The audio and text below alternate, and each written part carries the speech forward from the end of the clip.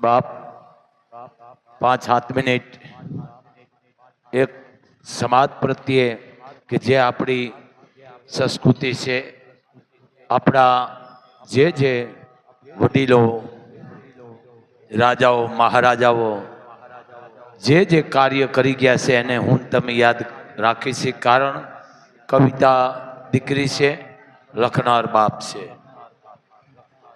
એમ જે ગાથાઓ લખી ગયા છે એને પણ અમર કરી દીધી છે કવિઓએ. એવી જ એક વાત,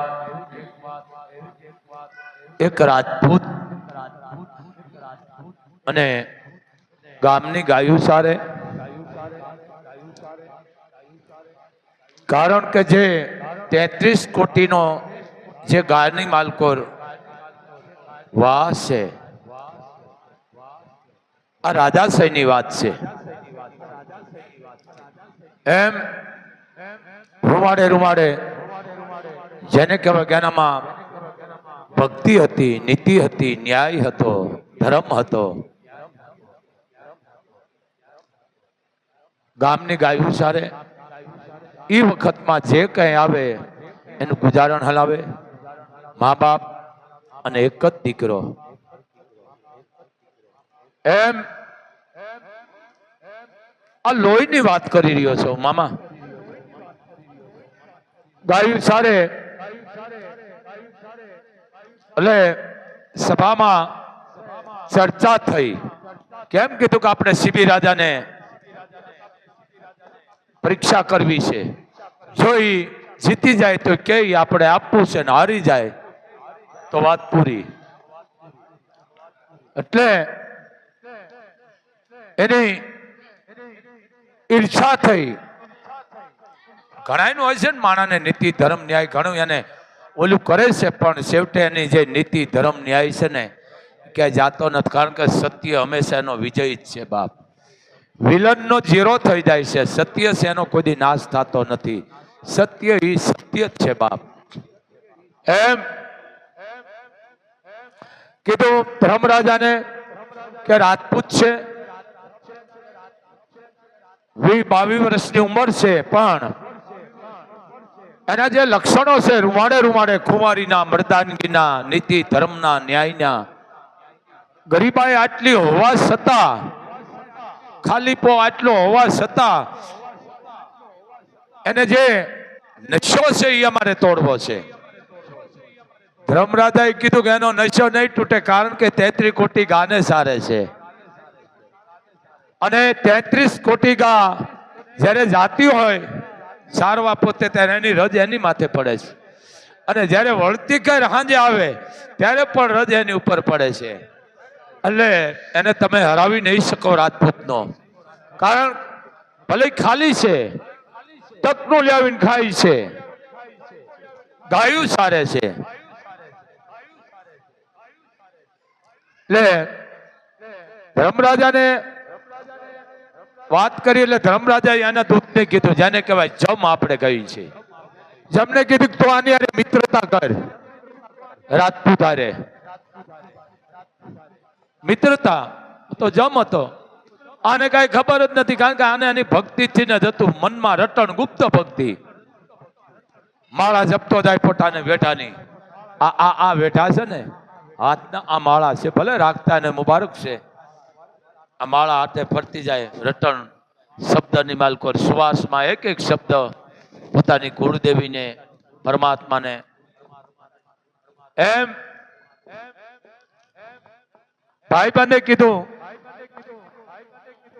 કે મિત્રો, આજથી આપણે બે મિત્ર, આજથી બે આપણે ભાઈ બંધ. કઈ વાંધો નહીં ભાઈ. જો આ રાજપૂતની વાત કરું છું. એને એમ નો કીધું તું ક્યાં ગામથી ના આવસ. હું તો જાણતો હતો કે આપણે એને કેવું છે. એટલે રોજનું થયું. એટલે આ સવારે અહીંયાથી ગાયું લઈને નીકળે, ઓ બાજુ ધર્મરાજાનો જે જમ હતો ઈ આ બાજુ જ નહીં રહે. કાયમ નું થયું. મહિનો, 2 મહિના, 4 મહિના, 6 મહિના, 8 મહિના, પાકા મિત્ર થઈ ગયા. પાકા મિત્ર થઈ ગયા. પછી આને એમ થઈ ગયું કે લે હું ધર્મરાજાને પૂછી જવું. જમને એમ થયું કે હું ધર્મરાજાને પૂછું કે મારા મિત્રનું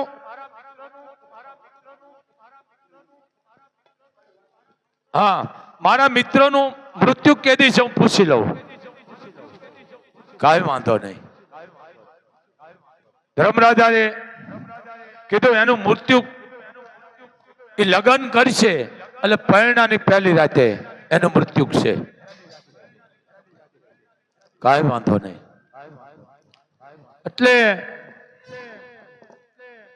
ભાઈબંધ થી રહેવાનું નહીં. એટલે કીધું તું રાજપૂત છો, તારે લગ્ન નથી કરવા કે મારે ગાયોની સેવા ને મા બાપની કરવી છે? કે વાત સાચી છે ભલામણા, હું તારો મિત્ર છું, લગ્ન કરી લે. બરોબર. એટલે કીધું મિત્ર તું લગ્ન કરી લે, હું તારો ભાઈબંધ છું, કે જો તું કહેતો હોય તો હું કરી લઉં. ટૂંકમાં રાજપૂતના લગ્ન લેવાના, હથે વડે પડવા ગયા. પછી આ રાજપૂતનો દીકરો જે હતા જેના લગ્ન હતા એ આને પૂછ્યું ભાઈ તું તો તારી ઓળખાણ આપ, મારા લગ્ન તો થાય છે પણ તું મારા જાનમાં આવીશ, પણ તારું ઓળખાણ? એ કે તું ડરીશ નહીં. કે ભલામણ હું ડરું, રાજપૂત છું, પણ એક વસ્તુ કે હા હું જમ છું અને મારા હાથથી તારું મૃત્યુ છે. ઓહો, ભલા માણા તારા હાથથી મૃત્યુ હોય તો હાથથી તો બીજું કઈ ભૂલું છે. ટૂંકમાં પરણીને આવ્યો. કીધું તું મેળીના ત્રીજા પગથી હું તારો જીવ લઈશ, એવો હું નાગ થઈને તને ડક મારીશ, 1 સેકન્ડમાં તારો જીવ લઈ લઈશ, તને આખો લીલો કાસ કરી નાખીશ. પરણાની પહેલી રાતે માંડ મેળીએ પોતાના ઘરના બેઠા છે. જેવો ગયો એટલે નાગ થઈને બેઠો.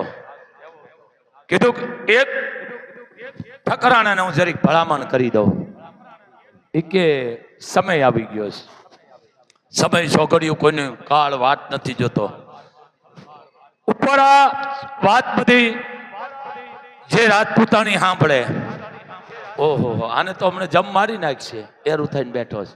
હવે શું કરું? પણ બન્યું એવું, નીચે એક બાઈ સુરદાસ એને દીકરાનો જન્મ દીધો. ઘરવાળાને કીધું રાતના 12 સાડા 12 વાગ્યા છે, મેં દીકરાનો જન્મ દીધો, મને ગમે તમે ખાવાનું આપો. પણ કેવું રાતે ક્યાં જાવ, ક્યાંનું કમાડ ખખડાવું? તો કે કારણ કે જે બાઈ માણસે જન્મ દીધો હોય એની વેદના એને જ જાણતી હોય. મને ભૂખ લાગી છે.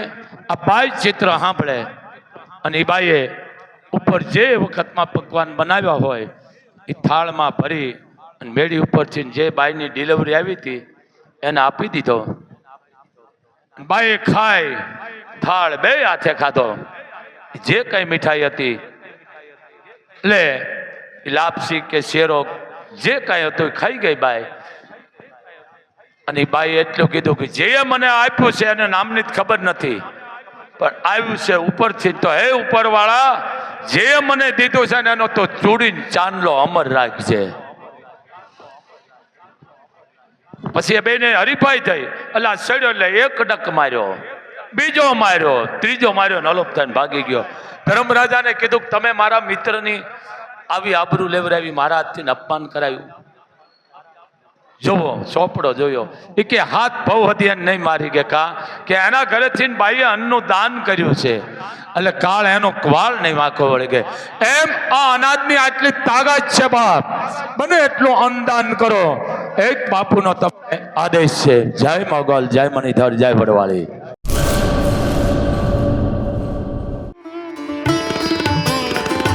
રાપર તાલુકા શહેર અને ગામની તમામ જાહેર જનતાને જણાવવાનું કે રાપર શહેરની મધ્યે મોહનકુંજ એપાર્ટમેન્ટ, સલારી નાકા પાસે સંજીવની હોસ્પિટલ ખાતે જનરલ હાડકાની સારવાર અને ચામડીના રોગોની સારવાર કરવામાં આવે છે. સેવા આપતા ડૉક્ટર પ્રવીણભાઈ રાંગી, ડૉક્ટર સાગર સોલંકી અને ચામડી રોગના સ્પેશિયાલિસ્ટ ડૉક્ટર મિતેશભાઈ ઠક્કર આવશે. ચામડીના રોગના ડૉક્ટર મિતેશ ઠક્કર પહેલા અને ત્રીજા રવિવારે મળશે સંજીવની હોસ્પિટલમાં રાપર મધ્યે.